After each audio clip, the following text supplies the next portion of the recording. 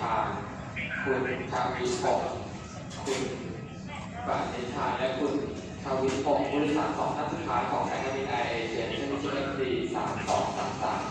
ซึ่งต่อเดินทางไปยังสุราษฎร์ธานีกรุณาขึ้นเครื่องด่วนทางเครื่องบินออกหมายเลขที่53ผมครับ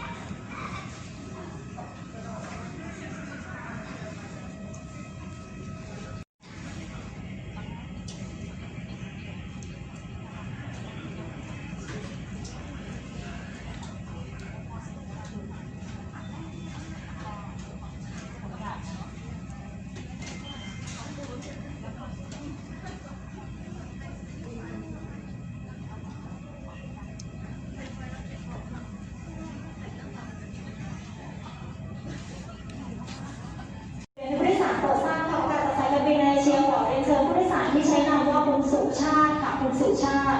คุณวีรพัฒน์คุณการทินันท์คุณการทินันท์และคุณพิชยาค่ะคุณพิชยาผู้โดยสาร4ท่านสุดท้ายค่ะสายการบินแอร์เอเชียในเที่ยวบินที่ FD3372 ซึ่งจอดเดินทางไปยังอุบล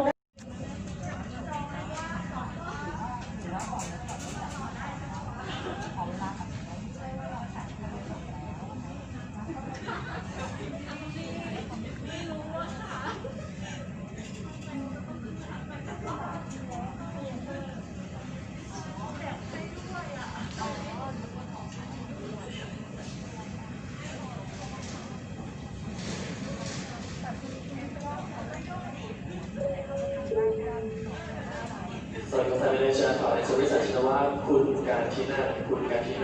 พิชยาคุณพรณพัฒน์คุณสุชาติและคุณวีรพัฒน์ผู้โดยสาร5ท่านสุดท้ายในเที่ยวบินที่ FD3372 ซึ่งต่อทางไปยังอุบลราชธานีขอเรียนเชิญผู้โดยสารและผู้โดยสารหมายเลข56ทางออกหมายเลข56เร็วๆนะครับ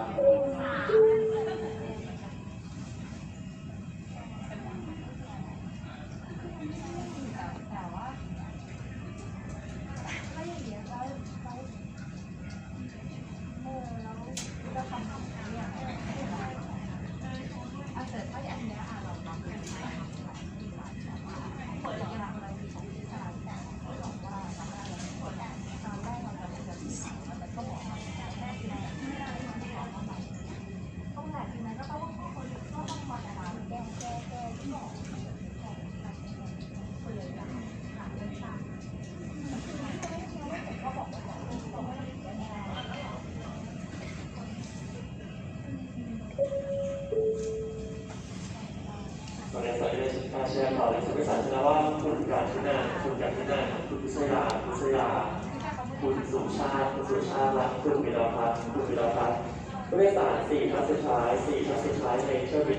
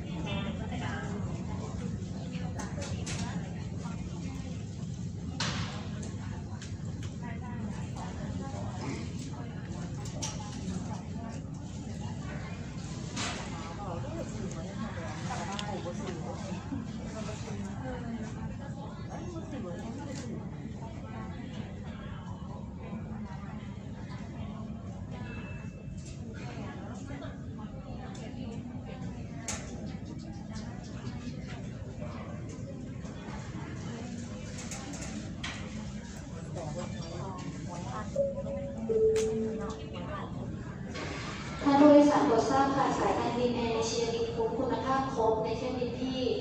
FD 3245 FD 3245ซึ่งจะออกเดินทางไปยังตรังพร้อมแล้วประตูทางออกหมายเลข51ค่ะเนื่องด้วยสถานการณ์ด้านสาธารณสุขและเพื่อให้แน่ใจว่ามีการสมานกันระหว่างผู้โดยสารน้อยที่สุดโปรดสังเกตสัญลักษณ์ตำแหน่งที่ระบุไว้ให้ระหว่างการต่อแถวบนบัตรที่นั่งสายการบินจะทำการเรียกขึ้นเครื่องผ่านเว้นระยะซึ่งจะเรียกผู้โดยสารขึ้นเครื่องตามโซนที่นั่งโดยเริ่มจากโซน2โซน3และโซนที่1โซน